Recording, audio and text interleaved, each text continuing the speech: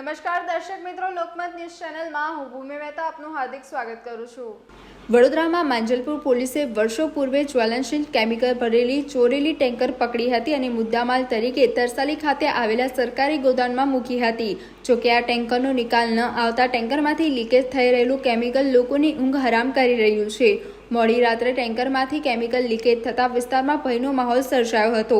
આ ઘટનાની જાણ થતાં સ્થળ ઉપર પહોંચેલી પોલીસે ટેન્કરને કોર્ડન કરીને લીકેજ થતું કેમિકલ બંધ કરાવવા માટેની કાર્યવાહી હાથ ધરી હતી। જોકે મોડી રાત્રે ટેન્કરમાંથી કેમિકલ લીકેજ થતાં નજીકમાં આવેલી સોસાયટીઓના રહીશોમાં ગભરાહટ ફેલાઈ ગયો હતો। નોંધનીય છે કે 1 વર્ષ અગાઉ પણ આ ટેન્કરમાંથી કેમિકલ લીકેજ થયું હતું અને આસપાસના લોકોમાં ગભરાહટ ફેલાયો હતો। મોડી રાત્રે બીજી વખત આ ટેન્કરમાંથી કેમિકલ લીકેજ થતાં સ્થાનિક લોકો હવે આ કેમિકલ ભરેલ ટેન્કરને અન્યત્ર ખસેડવા માટે માંગણી કરી છે। સ્થાનિક લોકોએ જણાવ્યું હતું કે જો આ કેમિકલ ભરેલી ટેન્કરને કારણે ઊંઘ હરામ થઈ ગઈ છે। જો કે આ ટેન્કરનું કેમિકલ જોખમરૂપ નથી।